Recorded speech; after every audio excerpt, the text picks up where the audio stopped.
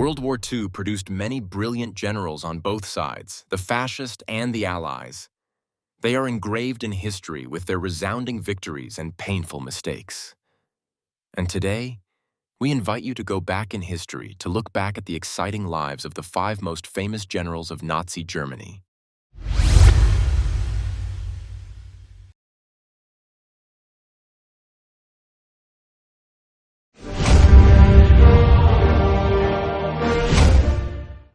Erwin Rommel, known by his nickname Desert Fox, was one of the most famous Nazi field marshals of World War II. However, unlike the brutal Nazi generals, he was considered by many, including Allied generals, to be a talented, resourceful, and brave general. Erwin Rommel was born on November 15, 1891 in Heidenheim an der Brenz, in the state of Württemberg, now Baden-Württemberg, Germany. He came from a family where his grandfather and father were both teachers. Rommel's mother was the daughter of a high-ranking official. In 1910, at the age of 19, Rommel decided to join the 124th Württemberg Infantry Regiment. At that time, being a soldier was a very hot profession because the German Empire was established in 1871. During World War I, Rommel fought as a lieutenant in the battlefields of France, Romania, and Italy. During this period, Rommel emerged as a natural commander with extraordinary bravery. He was wounded in many places because of these life-and-death experiences. Rommel was awarded many medals for his absolute bravery. After World War I, Rommel had many opportunities to take a position in the general staff of the German-Prussian army, but he refused. He only accepted to be a frontline officer of the infantry. Rommel was a very good teacher and was nominated to be a cadet at various military academies throughout Germany. His vast experience and new ideas for training new recruits led him to publish a textbook entitled The Infantry Assault. In 1938, Austria was annexed to Germany, and Colonel Rommel was appointed commander of the Wiener Neustadt Officers' School near Vienna, Austria. During World War II, Rommel was appointed commander of the headquarters guard of Hitler, who had risen to the position of Nazi Germany's leader. This was also the time when Rommel was noticed more. His outstanding military talent was also more clearly demonstrated. In February 1940, he became commander of the 7th Panzer Division. It should be noted that Rommel had never commanded an armored force before. However, he quickly grasped the situation and understood the important power of tanks in modern warfare. 3 months later, he demonstrated his strategy with a lightning attack on the French coast that left the enemy unable to react. Rommel's success in the landing campaigns and attacks on Western Europe in 1939 and 1940 made Hitler very pleased. Then the fascist boss appointed Rommel as commander of the African Corps in February 1940. At this time, the Italian army had just been defeated by the British army, and the Desert Fox general was sent here to support. In the North African desert, Rommel's talent was even more evident.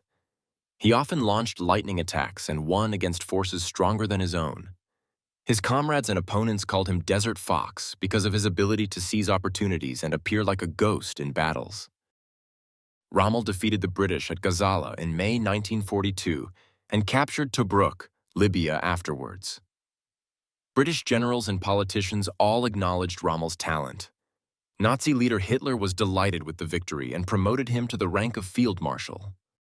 Although Rommel later disobeyed Hitler's orders to defend Africa, the field marshal was appointed commander of the Atlantic Wall defenses by Hitler in February 1944. Rommel's important task at this time was to prevent Western Europe from being breached, especially the French coast where the Allies could land. In the waters of Western Europe, Rommel applied a defense system on coastal fortifications. Rommel believed that this defense was the safest way to avoid Allied attacks. Rommel feared that if the landing was successful, the Allied Air Force would crush the Nazi armored forces. To increase the defense, Rommel proposed to place the reserve forces directly behind the coastal fortifications. However, Rommel's superiors only agreed to place the reserve forces far from the front line. Rommel was known for his generosity and generosity. He acted as a patriotic soldier, not a Nazi. Although he served under Hitler, he was not a member of the Nazi Party. He demanded that his soldiers respect the people of the country and repeatedly ignored orders from his superiors to execute prisoners. Once, Rommel discovered that Italian soldiers had stolen a British prisoner's wristwatch, and he demanded its immediate return. Because of this generosity, many countries in North Africa honored Rommel as the liberator from British colonial rule. In Germany, Hitler praised him as the Marshal of the People. His Afrika Korps in North Africa was completely free of any war crimes, unlike other Nazi corps. Despite winning many spectacular battles in Africa, Rommel was ultimately defeated. Hitler always considered the North African battlefield secondary to other areas, so he sent very few troops there, lacking supplies, especially tanks. Hitler then requested the German-Italian coalition to attack Cairo and the Suez Canal, and as a result, the fascist coalition was stopped by the British Army in the Battle of El Alamein in Egypt. By the end of October 1942, the British Empire under the command of Bernard Montgomery had won an overwhelming victory in the Second Battle of El Alamein. The remnants of the Panzer Corps commanded by Rommel had to retreat to Tunisia. Rommel repeatedly convinced Hitler that Germany was losing on both the eastern and western fronts and should have a peace plan with the Allies. However, Hitler did not approve of this plan. In the spring of 1944, some of Rommel's friends organized a secret opposition group against Hitler. They proposed that he become the Führer after assassinating Hitler.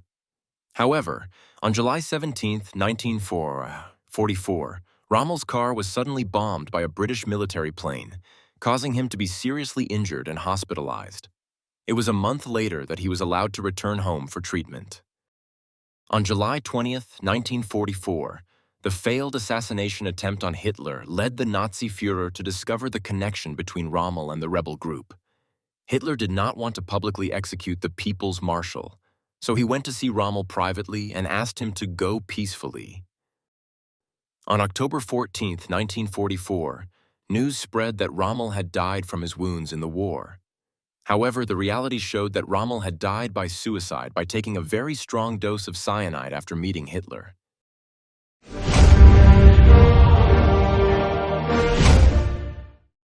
Erich von Manstein was born in 1887 and died in 1973. He was the supreme commander of the German army during World War II. Due to his many achievements, he was promoted to Field Marshal in July 1942. According to the famous British military strategist Liddell Hart, Manstein was the best general of Nazi Germany. German officers and soldiers always praised him as the invincible general. Field Marshal Erich von Manstein's military career and talent are known as he was the main author of the German Army's plan and strategy for the Western European Front in 1940. This was a very bold and risky plan of General Manstein, but was accepted and approved by Hitler. According to Manstein's plan, the German army would attack the north of France and the Netherlands as a diversion and bait for the Allies to concentrate their troops there, while the main attack direction of the German army would suddenly use a large number of tanks and armored vehicles to penetrate the dense, rugged mountainous area in Ardennes, France, a place that the Allies always subjectively believed was impossible for German tanks and vehicles to move. Then penetrate deep into France and circle north to the English Channel to divide, isolate, and surround the main forces of the British and French forces that were concentrated in large numbers in Belgium and Flanders. As a result, Manstein's plan made the German army's battle on the Western European front end in a quick and resounding victory with the least losses. After this battle, Manstein was promoted to the rank of General of the Infantry and the Knight's Cross. Field Marshal Erich von Manstein was considered the second most dangerous enemy of the Soviet Union after Hitler because of the extremely heavy and horrifying military losses he caused to the Soviet army. Soviet General Nikolai F. Vatutin commented, "Manstein is a cunning, resourceful, aggressive, and dangerous enemy. The next battle will be very fierce." Many memoirs of Soviet generals written after World War II highly appreciated Manstein, although they did not specifically mention his name. After the resounding victory in Western Europe, Manstein continued to be trusted to command important German campaigns on the Eastern Front. During the 1941 invasion of the Soviet Union, in just 100 hours, Manstein's corps penetrated 315 kilometers into Soviet defenses as far as the Dvina River. Then, despite being stretched thin and cut off from the friendly units of Army Group North behind him, his forces crushed several fierce counterattacks by the Red Army. During the campaign to capture the Crimean Peninsula and the strategic Soviet port city of Sevastopol, Manstein's troops fiercely besieged Sevastopol and inflicted heavy losses on the Soviet forces there, with hundreds of thousands of Soviet soldiers killed and wounded, and thousands of weapons, cannons, and tanks destroyed and captured. The city of Sevastopol fell, and a large area of strategically vital land for the Soviet Union fell into German hands. During the siege of Leningrad in the north of the Soviet Union, Manstein besieged and isolated the city for a long time, causing many attempts by the Soviet army to lift the siege to fail and causing heavy damage. It was not until January 1944 that Leningrad was liberated, but at this time Manstein was no longer in command here. There are many other campaigns. After leaving the army, Field Marshal Manstein lived at his home in Liegnitz and was captured by the British at the end of the war. Under intense pressure from the Soviet Union, in 1948 the post-war tribunal was forced to sentence him to 18 years in prison. Although Manstein was portrayed as a true soldier who had done his duty, fought bravely against an enemy with overwhelming numbers, and had been unjustly convicted. However, he was released on 7th May 1953, and after his release, Manstein accepted an invitation to serve as an advisor to the Ministry of Defense of the Federal Republic of Germany in 1955 to 1956. His memoirs of the war, Verloren Siege, were first published in 1955, in which Manstein argued that if the German generals had been in charge of strategy rather than Hitler, the war in the Soviet Union could have been won. Field Marshal Erich von Manstein died of a stroke in Irschenhausen, Bavaria, on the night of June 9, 1973, at the age of 85. His funeral was held with full military honors, and hundreds of soldiers of all ranks attended the ceremony to see him off to his final resting place. His obituary, published in the British daily newspaper The Times on June 13, 1973, read, "His influence and impact came from the power of his mind and the depth of his knowledge, rather than from his ability to create a feverish current in the army or to impress his personality." The German magazine Spiegel also praised Manstein as one of the last great strategists in military history, but criticized him for his blind loyalty that aided Germany's path to disaster.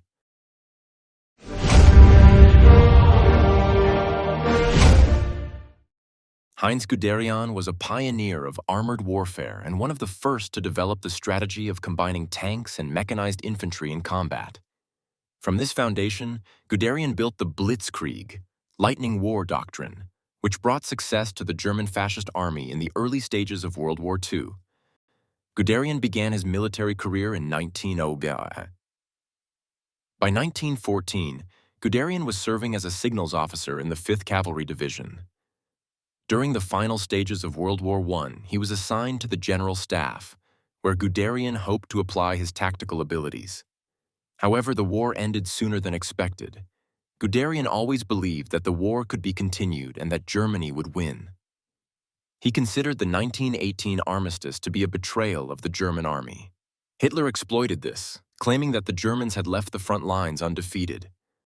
Guderian was one of 4,000 German officers selected to continue serving in the Weimar Republic, the government that succeeded the German Empire.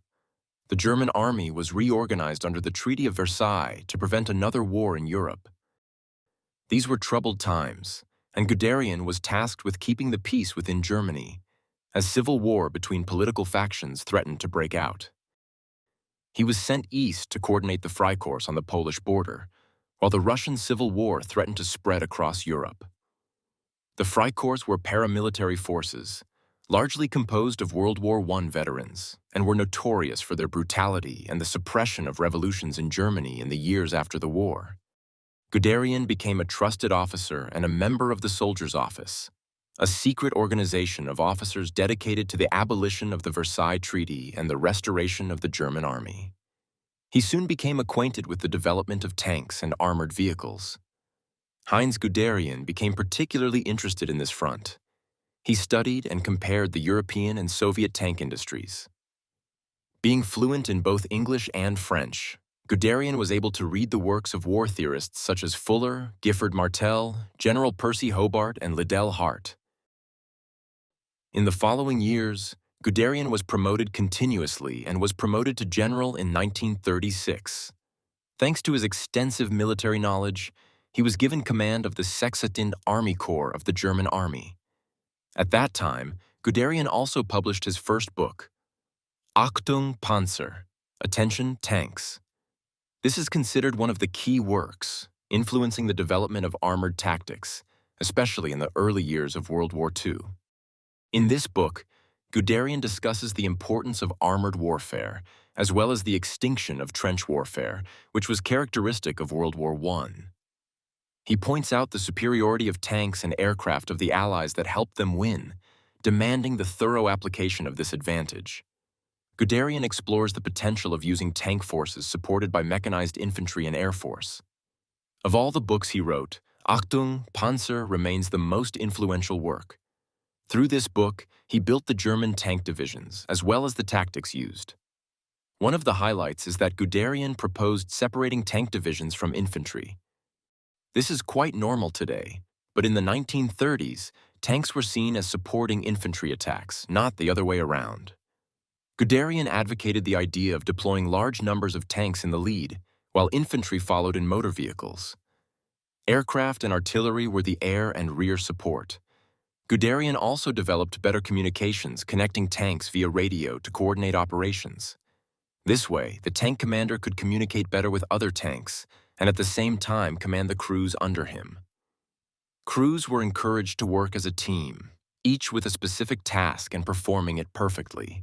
Guderian's blitzkrieg tactics were first used during the invasion of Poland in 1939 and proved to be terrifying, allowing the Germans to penetrate straight through the front line with perfect accuracy. Guderian personally commanded the 9th Panzer Corps, which consisted of a tank division and 2 motorized infantry divisions. He treated the tank divisions as cavalry, tasked with breaking through the defenses and pursuing the enemy.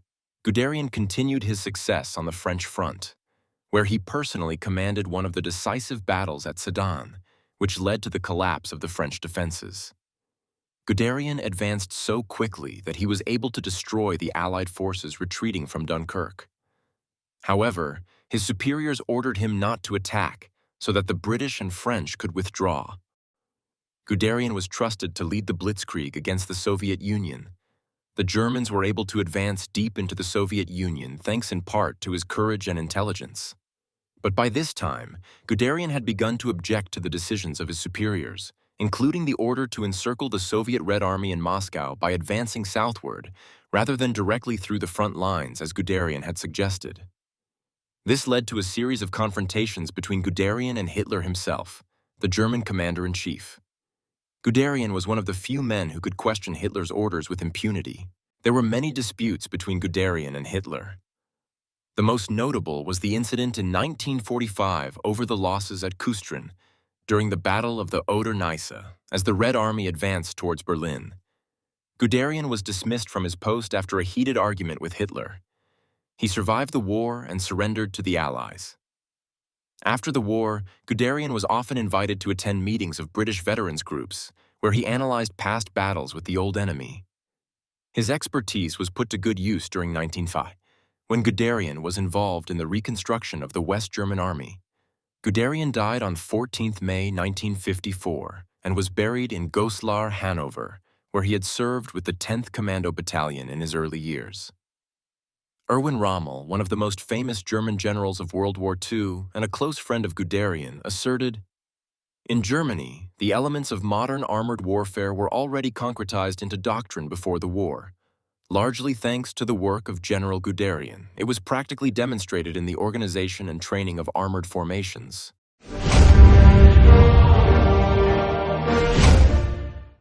Friedrich Paulus was a field marshal of the German army.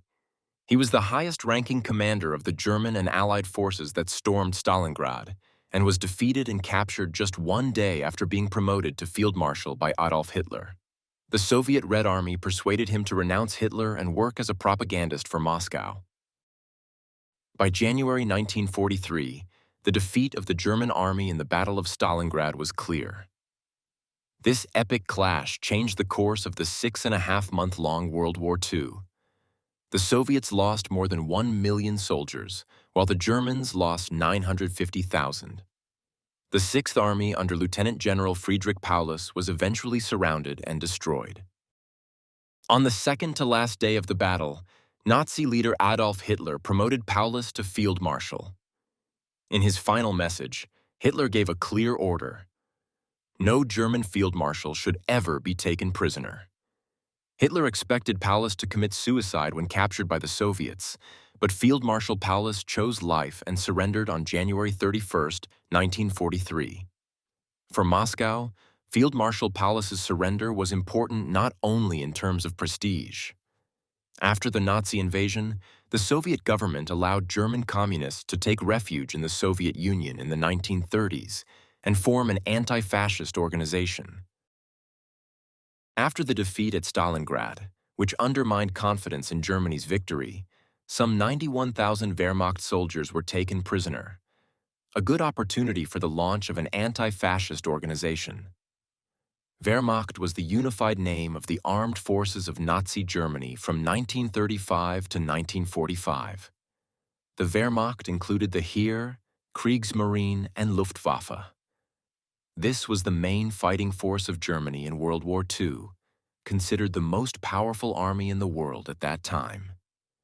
In July 1943, the Soviet Union established the National Committee for a Free Germany, and then the League of German officials under the supervision of the arrested General Walter Kurt von Seydlitz-Kurzbach. However, for successful anti-fascist propaganda, Kurzbach was not enough. The Soviet government needed a very famous German, someone like Field Marshal Paulus. Those who worked with Field Marshal Paulus during his time said that he was a responsible and thoughtful soldier and a strict staff officer. In particular, he participated in the development of the infamous Operation Barbarossa invasion of the Soviet Union. During the war, before the Battle of Stalingrad, Paulus was a department head, doing actual paperwork on the home front. The order to appoint Paulus as commander of the Sixth Army in 1942 was a fatal mistake. Before that, he had not even commanded a regiment, writes Wieder. Another weakness of Paulus, according to Wieder, was his blind faith in Hitler. His refusal to commit suicide was essentially the first case of an officer refusing to obey the will of his leader. However, even when taken prisoner, the marshal said he was still a socialist. When he learned of the formation of the Anti-Fascist League, Paulus initially strongly denounced the alliance and in writing renounced all German prisoners of war who had joined it, says historian Mikhail Burtsev.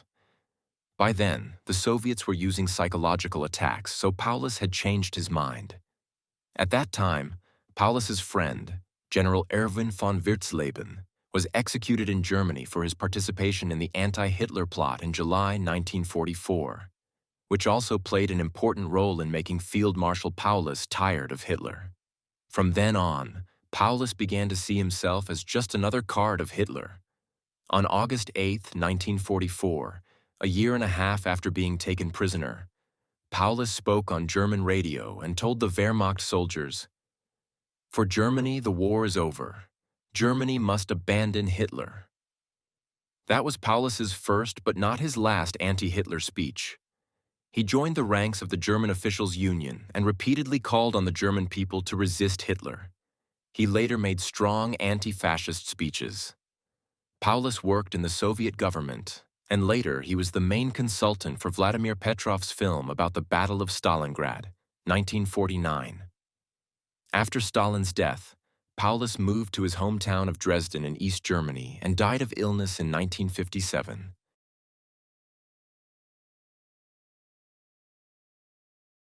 He was born on 23 September 1890 in Breitenau, Hesse-Nassau, Germany, the son of a teacher. As a young man, Paulus applied to become a cadet at the Kaiserliche Marine Academy, Imperial German Navy, but was unsuccessful. He then applied to study law at the University of Marburg, but he dropped out of the university after a while. In February 1910, Paulus joined the army, serving in the 111th Infantry Regiment as a trainee officer. Paulus married Elena Rossetti Solescu on the 4th of July, 1912. When World War I broke out, Paulus's regiment participated in the attack on France. Paulus served as a staff officer in the Alpenkorps until the end of the war. At the end of World War I, Paulus held the rank of captain. After the Treaty of Versailles, Paulus was appointed as a company commander in the 13th Infantry Regiment in Stuttgart, 1921 to 1933. Then as commander of a motorized battalion, 1934 to 1935, before becoming Chief of Staff of the Panzer Army in October 1935. Paulus was assigned the task of organizing and building 3 panzer divisions. In May 1939, Paulus was promoted to Major General and made Chief of Staff of the 10th Army Group, which attacked Poland. After 2 campaigns, the unit was transformed into the 6th Army Group and fought across the Dutch and Belgian fronts.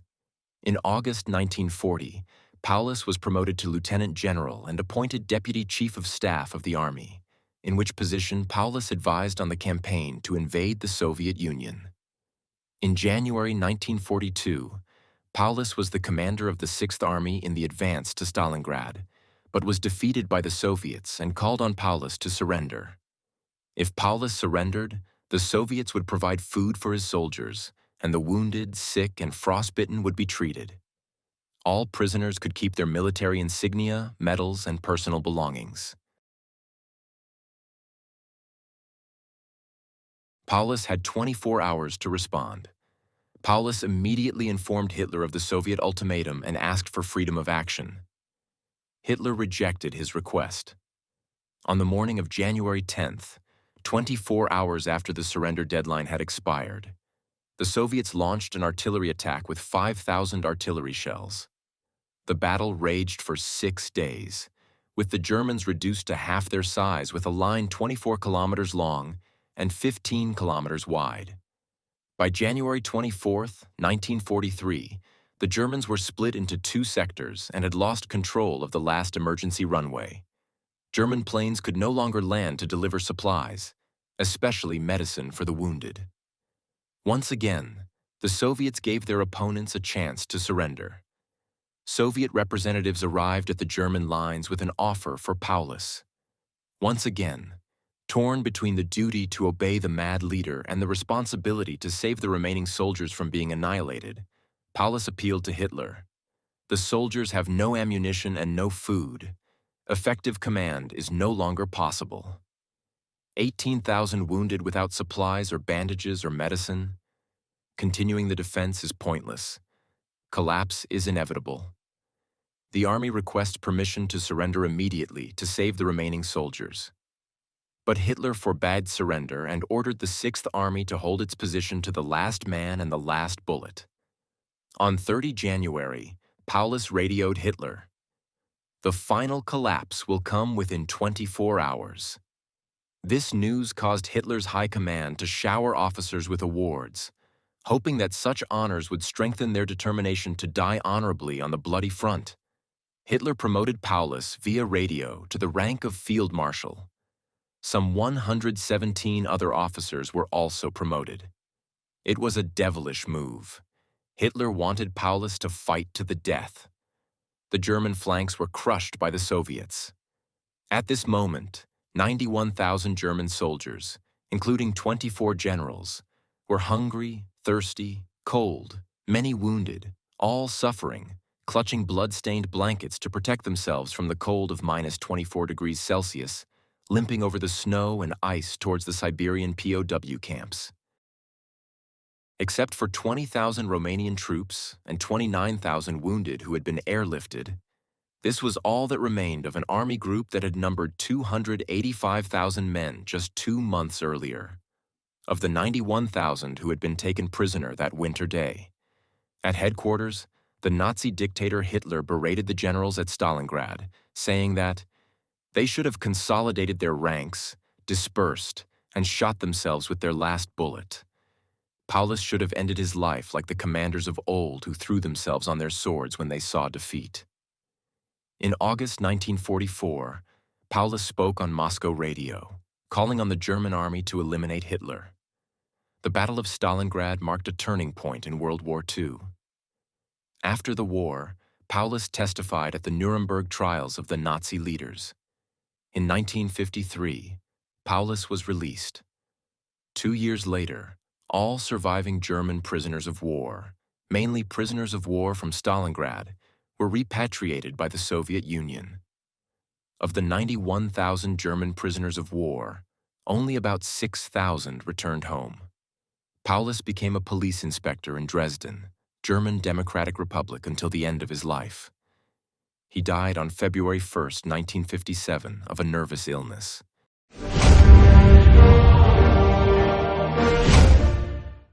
These days, nearly 80 years ago, the Third Reich, Nazi Germany, was taking its final steps towards collapse. However, when the most terrible war in human history ended just 4 months later, there was still much debate about why did the British and American troops not advance to Berlin before the Soviet Red Army? According to author William L. Shirer of the Encyclopedia of World War II, entitled The Rise and Fall of the Third Reich, it seems that this was also partly influenced by the master of Nazi propaganda, Joseph Goebbels. By February 1945, there was almost no chance for Nazi Germany to turn the tide. 6 months after the Normandy landings, the British and American forces had made important advances in Western Europe, supporting the stormy general offensive of the Soviet Red Army in the east. The falling mountains situation on the battlefield was only part of the overall picture, as gray as the color of German officers' uniforms. Under the rain of bombs from the British and American air forces, the entire Ruhr industrial region became desolate. Meanwhile, the Upper Silesia region on the other side of the old continent was occupied by the Red Army. Nazi Germany had almost no more coal, when production dropped to only 20% compared to the previous year. Moreover, transporting coal to nourish the dying breath of the German war machine was even more difficult, because all the railway and canal systems were severely attacked. Admiral Karl Dönitz, commander of the Nazi Navy, cried out because too many ships under his command had to stay ashore due to lack of coal. However, there was no other way. On land, hundreds of power plants and weapons manufacturing facilities were also in a similar situation. Fuel became the Achilles heel of the army that once spread terror throughout Europe. At the beginning of World War II, before the advance to Moscow, Adolf Hitler had to send troops to seize oil wells in Romania and Hungary. But now the Red Army had taken them all back. At the same time, the artificial oil plants were destroyed by air raids. Without fuel, the German Air Force could not take off to fight back, or at least defend those facilities. The black cross-painted planes just sat there on the runway, waiting for the enemy to destroy them. The Air Force was like that. The armored forces were even more tragic. After the classic tank battle, defeated by the massed T-34 tanks of the Soviet Red Army at the Arc of Fire Kursk, the once famous Tiger Leopard armored units seemed to have no more strength to fight back. And they also needed fuel, even if only to move into defensive positions. At the end of February 1945, the American, British, French allies began to cross the Rhine. On March 7, 1945, all the most important divisions had completed the capture of important bridgeheads. American General Patton's tanks headed straight to Frankfurt. In the south, the British, Canadian troops, and several American units advanced into the Ruhr area. On March 18, 1945, German Minister of Armaments and Equipment Albert Speer recorded, "It is certain that within 4 to 8 weeks, the economy will collapse, and the war will not be able to continue." Chaos reigned at the Führer's headquarters.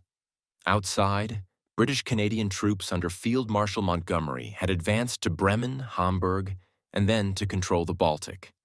The Ruhr had been officially occupied by the Americans. They were quickly advancing to the Elbe River in central Germany. By April 11th, the Americans were stationed at Magdeburg, just 100 kilometers from Berlin, and Berlin was now defended by only a few new divisions. The Red Army had just begun to advance along the Danube into what was then called Austria. The Soviet Union seemed more interested in strengthening its control over all of Eastern Europe in order to establish a future protective belt for itself than in trying to rush its troops to catch up with its Western allies. That is why British Prime Minister Winston Churchill and the British military leaders later complained endlessly about Eisenhower, letting the Red Army enter Berlin first to establish an eternal symbolic image. The photo of a Red Army soldier planting a flag on the roof of the German Parliament building. International military history researchers in general also rarely agree that Eisenhower's goodwill was to repay the boundless sacrifices of the Soviet army and people, the country that suffered the heaviest loss of life in World War II. And William L. Shirer gave another explanation.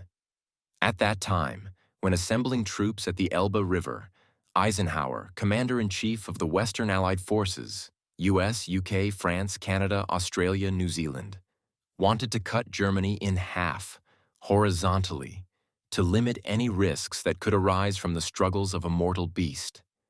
It is also possible that he wanted to prevent American soldiers from having to fight and suffer further losses on the unpredictable streets of Berlin. But not only that, he and his staff were also influenced by information that military intelligence had gathered since March 1945. Nazi Germany was building a formidable fortress in the mountains, and Hitler himself would retreat there, continuing to command the defense from the steep, jagged, snow-covered cliffs of the Alps at the so-called Berchtesgaden Resort Villa, which was built by SS Chief Heinrich Himmler himself. Reports showed that if it really existed, the area was impregnable. There, protected by nature and with the most effective weapons yet invented, the forces that had ruled Germany would reorganize. They would manufacture weapons in bomb-proof factories, store food in spacious mountain caves, recruit a new army of young men trained in guerrilla warfare, and then rearm and direct the entire army to liberate Germany from the occupying forces.